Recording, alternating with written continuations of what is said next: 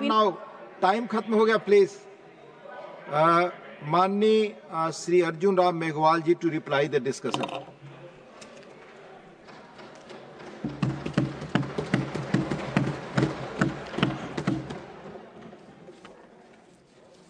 धन्यवाद deputy chairman sir. मैं समय के भीतर ही इसको समाप्त करने की कोशिश करूंगा। आपके निर्देशों की निश्चित रूप से पालना करूंगा। देखिए सर, ये किसी ने कहा कि बिना सोच समझ के ये लाया गया बिल है, किसी ने कहा जल्दी में लाया गया है, किसी ने कहा इन वर्गों के हितों का ध्यान में नहीं रखा। मैं प्रधानमंत्री जी के लाल किले की प्राचीर से जो उन्होंने पंच प्रण लिए थे, उस प्रण में वो देश के नाम संदेश होता है। उस प्रण में ये था कि भारत को विकसित भारत बनाना है, पहला प्रण। दूसरा प्रण उन्होंने लिया कि गुलामी के अंशों से हमें मुक्ति पानी है। तो कोई पुराना कानून है, अंग्रेजों ने बनाया, हम क्यों लिए उसको चलें साहब? विभेदकारी भी है, अभी मैं आगे आऊंगा। तो गुलामी के अंशों से मुक्ति। तीसरा विरासत पर गर्व करना, और चौथा है कि हमारे समाज में एकजुटता रही, और पांचवा है कर्तव्य भाव को बढ़ाना। तो इसमें जो पंच प्रण प्रधानमंत्री जी ने लाल किले की प्राचीर से लिए, उसी श्रृंखला में हम ईज ऑफ लिविंग का काम भी करते हैं, ईज ऑफ डूइंग बिजनेस के लिए भी हम कई बिल लेकर के आते हैं, सिटीजन सेंट्रिक अप्रोच जिन कानूनों की होती है उनको भी लेकर के आते हैं, और एक मंत्र जो हमारा चल पड़ा है कि मिनिमम गवर्नमेंट और मैक्सिमम गवर्नेंस,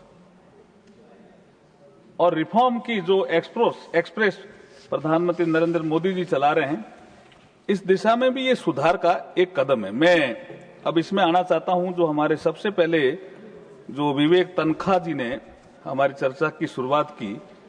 अब आप कह रहे हैं कि इसमें औपनिवेशिक शब्द से हमें आपत्ति है, ये गुलामी के अंश कैसे हुए? तो तनखा साहब, ही जो द इंडियन सक्सेशन एक्ट 1925 है, वो भारत की संसद ने तो नहीं बनाया, तो औपनिवेशिक ही हुआ ना साहब। क्या क्या कहेंगे इसको? ये तो बहुत कानून के जानकार हैं। और इसमें एक धारा है 213 जो भेदभावपूर्ण है, उसको हमने हटाया है। वो धारा क्या कहती है साहब इसमें? द इंडियन सक्सेशन एक्ट 1925 की वो धारा ये कहती है कि हिंदू, बुद्धिस्ट, जैन, सिख और पारसी अगर मद्रास, बॉम्बे, कलकत्ता में एग्जीक्यूट की गई विल, उनमें कोई रहता है, इनमें मद्रास, बॉम्बे, कलकत्ता प्रेसिडेंसी, उनमें कोई रहता है और उन्होंने कोई विल की है, तो उस विल को प्रोबेट कराना पड़ेगा। मुसलमानों को क्यों नहीं? तो इस पे अगर कोई चिंतन नहीं करेगा क्या कभी आगे आकर के?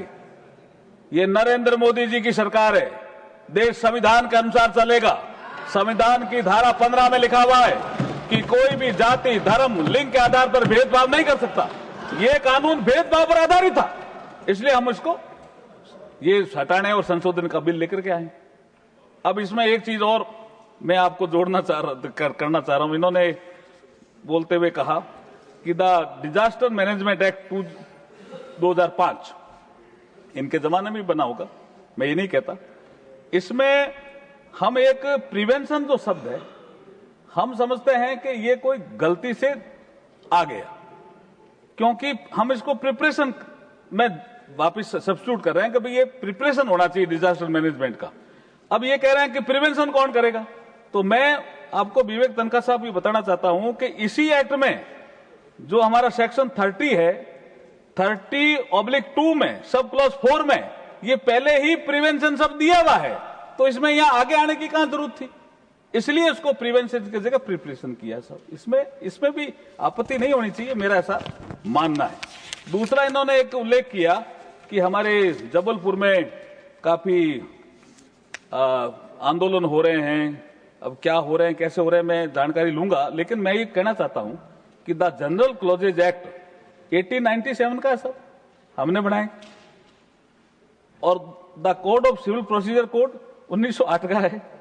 इसमें हम अमेंडमेंट इसलिए कर रहे हैं क्योंकि रजिस्टर्ड पोस्ट की सेवाएं डाक विभाग ने समाप्त कर दी। इस परिस्थिति में कानून की भाषा का प्रैक्टिकल इंप्लीमेंटेशन नहीं हो सकता है। रजिस्टर्ड पोस्ट लिखा हुआ था इनमें। जो नई डाक व्यवस्था स्पीड पोस्ट द्वारा संचालित की जा रही है, उस सेवा को कानून में समाहित करने के लिए हम ये प्रस्ताव लेकर के आए हैं आपके समक्ष कि किसी को भी इंटरप्रिटेशन की समस्या का सामना नहीं करना पड़े। इसलिए द जनरल क्लॉजेज एक्ट 1897 में प्रस्तावित संशोधन रजिस्टर्ड पोस्ट एक्सप्रेशन को स्पीड पोस्ट विद रजिस्ट्रेशन से सब्स्टिट्यूट किया जा रहा है। इसमें क्या आपत्ति है, ताकि इंटरप्रिटेशन उल्टा और सुलटा नहीं करना पड़े। अगला जो विषय है, the Code of Civil Procedure Code 1908 में प्रस्तावित संशोधन में एक्नॉलेजमेंट ड्यू सर्विसेज को स्पीड पोस्ट विद रजिस्ट्रेशन के साथ प्रूफ ऑफ डिलीवरी के रूप में अवेलेबल होने के बाद अधिनियम में उपलब्ध सेवा में इस परिवर्तन को प्रभावी करने के लिए संशोधन का कॉन्स्टिट्यूशनल मॉडिफिकेशन किया जा रहा है। तो ये तो सब ऐसे टेक्निकल चीजें हैं जो सभी सदस्यों को इसकी जानकारी मैं दे रहा हूं, लेकिन मुद्दे बहुत से आए हैं। कुछ बिल से संबंधित हैं, कुछ बिल से बाहर के भी हैं। हालांकि आपने अपनी आसन से व्यवस्था दी है कि बिल के बाहर के विषयों का कोई जवाब नहीं देना है। अब जैसे यूएपी है, इससे कोई संबंध नहीं।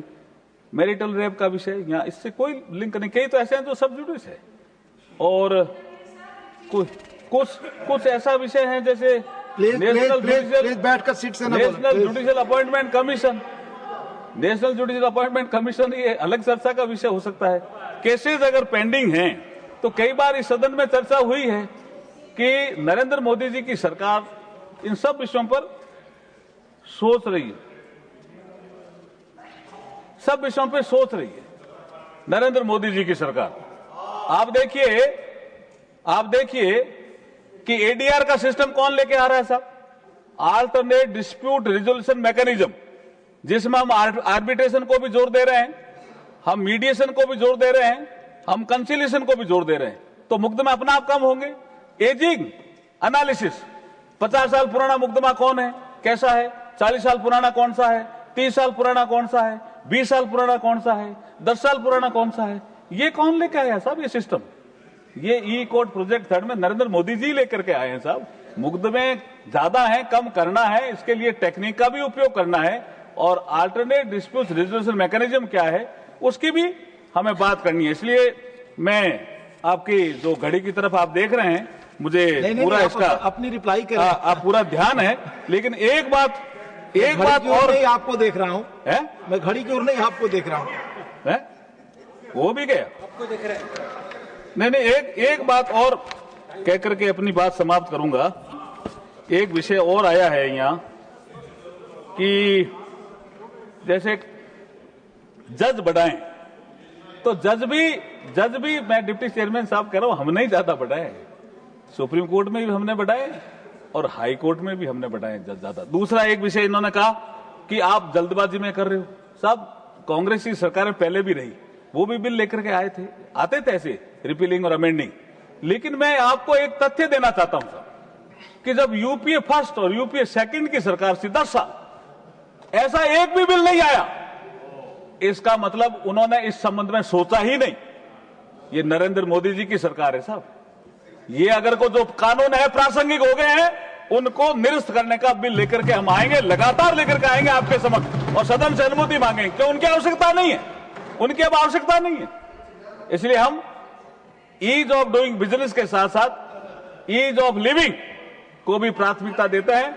मैं अपेक्षा करता हूं कि सर्वसम्मति से इस बिल को सदन पास करे। बहुत बहुत धन्यवाद, आभार।